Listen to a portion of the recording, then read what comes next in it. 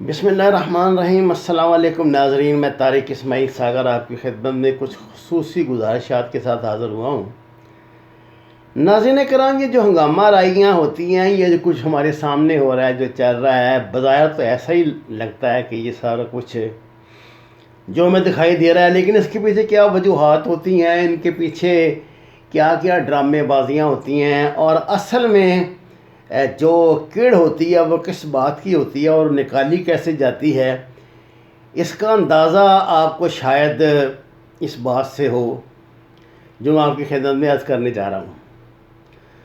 آپ کو شاید علم ہو گیا ہوگا کہ پاکستان نے فتح 1 کے نام سے guided multi launch rocket system کا کامیاب تجربہ کر لیا ہے۔ ناظرین کرام، 140 کلومیٹر کی دوری تک روایتی وار ہیڈز کے ساتھ مار کرنے کی صلاحیت رکھنے والا یہ میزائل سسٹم اس وقت دعویٰ تو میں نہیں کر سکتا، لیکن میرا خیال ہے کہ دنیا میں شاید امریکہ کے پاس بھی اس نوعیت کا، اسرائیل کے پاس بھی اس نوعیت کا کوئی سسٹم، راکٹ سسٹم نہیں ہے جو پاکستان نے الحمدللہ اپنی محنت سے بنایا ہوا، اس کا کامیاب تجربہ کیا ہے، جس نے پوری دنیا کو دہلا کے بھی رکھ دیا ہے۔ ناظرین کرام،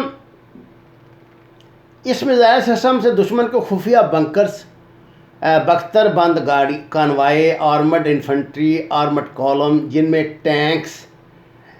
ہوٹزرز یعنی جو بڑی گنیں ہیں انڈیا کے پاس، ٹویڈ آرٹلریز، اہم فوجی چیک پوسٹس، ایئر سپیسز اور بے شمار ایسے ہی خطرناک ٹارگیٹس جو بھی 140 کلومیٹر کی دوری میں موجود ہوں گے، چند منٹوں میں نیست و نابود ہو جائیں گے۔ ملٹی لانچ راکٹ سسٹم تقریباً دنیا کے ہر ملک کے پاس ہے، لیکن یہ سبھی راکٹ لانچ سسٹم ان گائیڈ ہیں، یعنی مطلب اس کا یہ ہے کہ یہ راکٹ کہ ان کا یہ کچھ سیٹ ٹارگیٹ پہ نہیں، مطلب ان کو آپ فائر کر دیتے ہیں تو اس کے بعد رزلٹ جو ہے نا ایکسپیکٹڈ ہی آپ کو نہیں ملے گا۔ یہ جو ہمارا یہ سسٹم ہے، یہ بالکل گائیڈڈ سسٹم ہے، یعنی جن میں اکثر تو ان کے نشانے جو گائیڈڈ جو سسٹم ہوتا ہے راکٹ کا چونک جاتے ہیں اور ٹارگیٹ ہٹ کرنے کے لیے کئی راکٹ فائر کرنے پڑتے ہیں۔ پاکستان نے آج guided multi launch rocket system کا جو تجربہ کیا ہے، یہ راکٹ اپنے ہدف پہ 100% پہنچنے اور اس کو ہٹ کرنے کی صلاحیت رکھتا ہے، یعنی مختصراً کہا جائے تو اس کا مطلب یہ ہے کہ ایک راکٹ ایک ٹارگیٹ کو ہر صورت ہٹ کرے گا، جو ہدف اس پہ لاک کیا جائے گا یہ راکٹ اسی ہدف کو جا کے ہٹ کرے گا۔ اب دیکھیے ناظرین، بات یہ ہے کہ 140 کلومیٹر کی دوری کا مطلب یہ ہے کہ ایک آپ اس پر کوئی اس طرح کا بڑی تباہی کا یا بڑی اس طرح کا الزام نہیں لگا سکتے کہ جی یہ جو ہے وہ ایٹمی کو اسلحہ پاکستان نے فائر کر دیا، یہ کر دیا۔ یہ انڈیا کی موت ہے ایک طرح کا، اس سے پہلے جو نصر تھا اور اب یہ جو ہم نے یہ کیا ہے۔ اب مجھے سمجھ نہیں آ رہی تھی کہ پاکستان نے فتح 1 کے نام سے اتنی بڑی فتح جو حاصل کی ہے، اس پہ ابھی تک انڈیا کو کرکو کیوں نہیں ہوئی، ان کی زندگی انہوں نے جہنم کیوں نہیں بنائی پاکستانیوں کی۔ اور اب پتہ لگا کہ اس سسٹم کے فائر ہونے کے اسی رات کو یہ واقعہ ہوا ہزارہ والا، جو ان کو وہاں پہ شہید کیا گیا، اور اس کے بعد کی جتنی کارروائیاں ہیں یہ میں آپ کی خدمت میں عرض کر چکا ہوں، اور اب تک جو دھندا چل رہا ہے وہ آپ کے سامنے ہے۔ ان کے جو منسٹر ہیں ہمارے اس کے ہزارہ بھائیوں کے، عبدالخالق صاحب، وہ اس میں جو ہماری یہ بلوچستان حکومت میں، ان کا کل بیان ہے، یہ ہزارہ ڈیموکریٹک پارٹی کے صدر بھی ہیں، جو واحد ان کی سیاسی جماعت ہے، اور آپ کو پتہ یہ بڑی جو ہے نا یہ سمجھے ڈسپلنڈ سوسائٹی ہے یہ، کہ یہ کوئٹہ میں نا دو ہیں ان کے جو دو علاقے جہاں رہتے ہیں، اور وہ بالکل قلعوں کی طرح انہوں نے ان کے گرد دیواریں بنائی ہوئی ہیں، ان کے آنے جانے کے راستوں پر ایف سی بھی نگرانی کرتی ہے، خود بھی یہ بڑا، یعنی انہوں نے اپنے آپ کو نا خاصی محفوظ اور بڑا ایک یہ سمجھیے کہ گیٹڈ سوسائٹی کے اندر یہ لوگ رہتے ہیں۔ ان کی ایک ہی سیاسی جماعت ہے جو ان کے منسٹر ہیں اس میں بلوچستان گورنمنٹ نے، انہوں نے بیان دیا کہ پہلے ہی دن سارا فیصلہ ہو گیا تھا، کوئی ویسی بات نہیں تھی، وہ دفن کرنے جا رہے تھے، اچانک یہ انٹری پڑ گئی۔ میں نے آپ کو اس سلسلے میں آج ایک ویڈیو صبح ڈالی تھی جس میں نے بتایا تھا کہ یہ سازش کہاں پہ تیار ہوئی تھی اور کہاں کیسے کیسے اس پہ عمل ہوا۔ یہ اللہ کا کوئی ایسا کام ہے کہ میرا خیال ہے، میرا دل یہ گواہی دیتا ہے کہ جن لوگوں کی اللہ نے ڈیوٹی پاکستان پہ لگائی ہوئی ہے، جناب کتب کی، جناب ابدال کی، وہ بہت بہرحال انسانوں سے زیادہ ہی عقل مند ہیں۔ آپ یہ دیکھ لیجئے کہ صبح جو یہ مریم نواز صاحبہ گئی تھی، وہاں تشریف لے کے گئی تھی تصویر بہانے کے لیے، اور وہاں شام غریبہ انہوں نے بنانے کی کوشش کی تھی۔ رات کا جو ان کا شغل ہے وہ پوری دنیا میں اس وقت پھیل چکا ہے۔ یقیناً آپ کے پاس بھی ان کی وہ گانے بجانے کی محفلوں کی تصاویر پہنچ گئی ہوں گی جن میں مصطوفہ بڑے دھڑلے سے شرکت فرما رہی ہیں، اور ان کا اصلی روپ یہی ہے۔ میں تو شروع سے آپ کو کہہ رہا ہوں ان کا اصلی روپ یہی ہے جس کی آپ کو اندازہ ہو جانا چاہیے۔ اب میں آپ کو آج کی، یعنی آج ہفتہ ہے، آج کی جو میں آپ کو دے رہا ہوں تازہ، رات تک تو انہوں نے لاہور کو پورے کو نا بیڑا غرق کر دیا تھا، بند کر دیا تھا، راستے یہ وہ لینا دینا۔ آج صبح ان کی موت بن کر یہ خبر نشر ہوئی کہ حکومت کے ساتھ تو ڈیسائیڈ ہو گیا، وہ لاشیں دفنانے جا رہے ہیں، لیکن یہ ابھی تک، یعنی اس وقت تقریباً 12:30 بج رہے ہیں، یہ ابھی تک یہ انہوں نے نا موٹر وے پر اپنا اڈا جو شیعہ پارٹیوں نے لگایا ہوا ہے، وہ شیعہ پارٹیاں نہیں ہیں، میں آپ کو صحیح بات بتاؤں، وہ صرف ان کے وہ گلو بٹ کارکن ہیں جن کو جو محترمہ کا خاص کارڈ ہے، انہوں نے اپنے اس کارڈ میں ہر طرح رکھا ہے۔ انہوں نے اپنے اس کارڈ میں اہل حدیثوں کا بھی گروپ بنایا ہوا ہے، ہمارے اہل تشیع بھائیوں کو بھی بنایا ہوا ہے، سنیوں کو بھی بنایا ہوا ہے، سب کا کہ جہاں جو ٹھکتا اس کو ٹھوکو، جس طرح کا کام نکلتا وہ کام نکالو۔ یہ صرف انتشار پھیلا رہے ہیں، یہ صرف عمران خان کو ٹارگٹ کرنے کے لیے آخری حد تک جا رہے ہیں۔ اور جب میں نے آپ کو کل بتایا تھا کہ عمران خان کو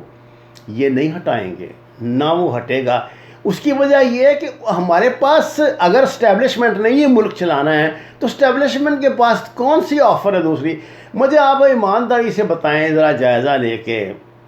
سوائے بلاول زرداری کے آپ کو مسلم لیگ نون میں یا ان 11 جماعتوں میں کوئی بندہ ایسا لگتا ہے کہ جو انگریزی زبان بھی ڈھنگ سے جانتا ہو،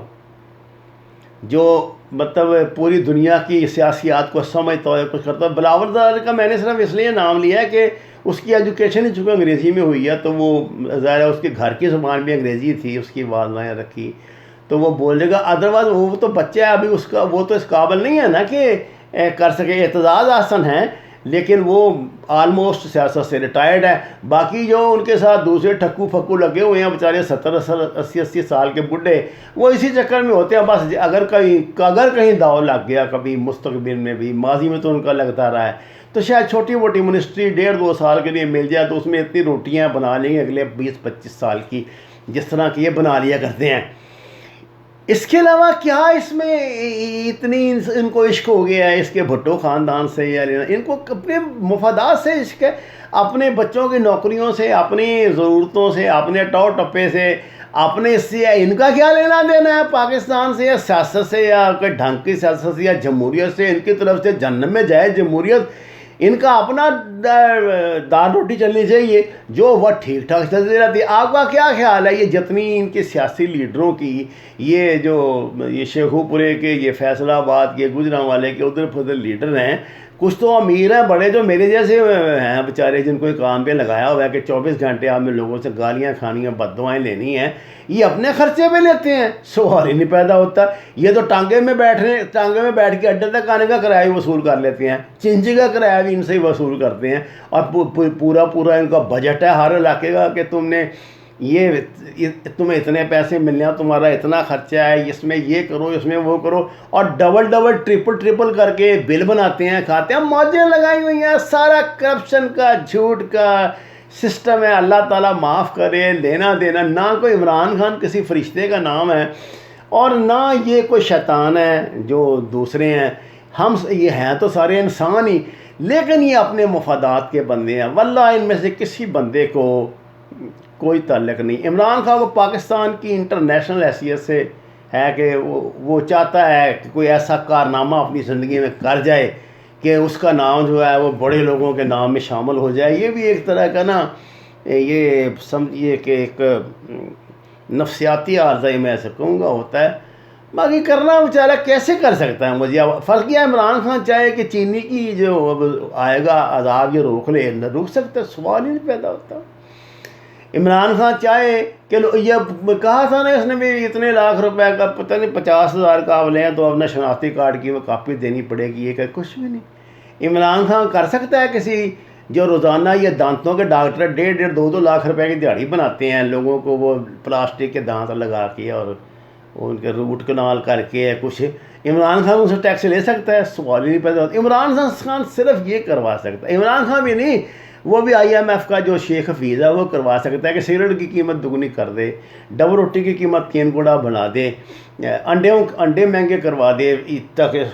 پٹرول مہنگا کر دے, گیس مہنگی کر دے. اس کے علاوہ کوئی معاشی کارنامہ نہیں کر سکتے, اس لیے کہ نہیں کسی نے کرنے ہی نہیں دینا, حکومت نہیں چلنے دینی. جب تک اس ملک پہ کوئی ڈنڈے والا اللہ والا ہو, ساتھ اللہ والا بھی ہو اور ڈنڈے والا بھی ہو, نہیں آئے گا. یہ گندا غلیظ سو کارڈ یہ پارلیمانی جمہوری سسٹم دفع نہیں ہوگا. اسی طرح لاشوں پہ سیاست ہوگی, جنازوں پہ سیاست ہوگی, اسی طرح ناچ گانے ہوں گے, بدماشیاں کریں گے, گنڈا کرنے کریں گے, کسی کے صحت پہ اثر نہیں ہوگا. آپ کا کیا خیال ہے؟ یہ جو آج صبح بیگم صاحبہ نے شرکت وہاں پر کی تھی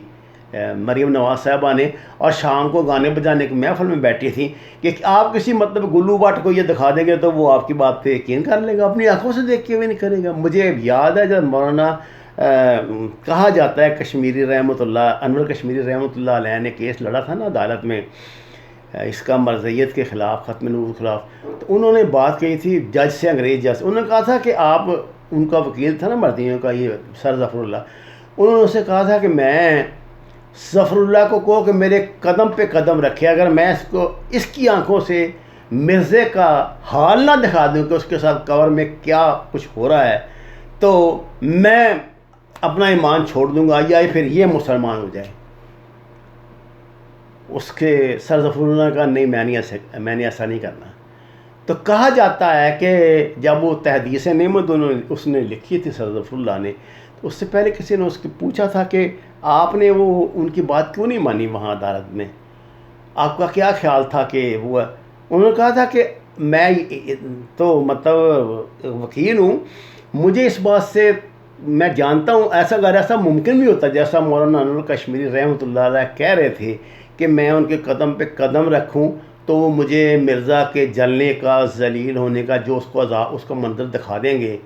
لیکن میں تب بھی نہیں مانوں گا, میں سمجھوں گا میری آنکھیں دھوکہ کھا رہی ہیں. یہ وہ مرضی تھا نا, اس نے یہ بات کی تھی. تو یہ ایک طرح کا نا ایک ضد ہو جاتی ہے لوگوں کو کہ وہ اپنی آنکھوں سے حادثہ. اللہ نے قرآن میں متعدد مرتبہ کہا ہے کہ یہ اپنی آنکھوں سے نہیں دیکھتے, اپنے کانوں سے نہیں سنتے. اب ان کی کیفیت یہ ہے کہ ختم اللہ علی قلوبہم ولا سمعہم ولا ابصارہم غشاوۃ ولہم عذاب علیم وما علینا الا البلاغ المبین. ناظرین کرام, قرآن اور نماز سے ہدایت حاصل کریں, ہمارے چینل کو سبسکرائب کریں, لائک دیں اور سچ کے سفر میں ہمارا ساتھ دیں. آپ کا بہت شکریہ.